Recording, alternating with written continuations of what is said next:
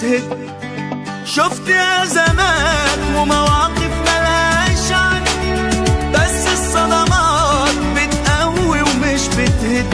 انا عندي ثقة بالنفس ومناعة ضد اليأس. انا ابن مصر، انا ضد الجسر، انا رافع راسي تملي لفوق طول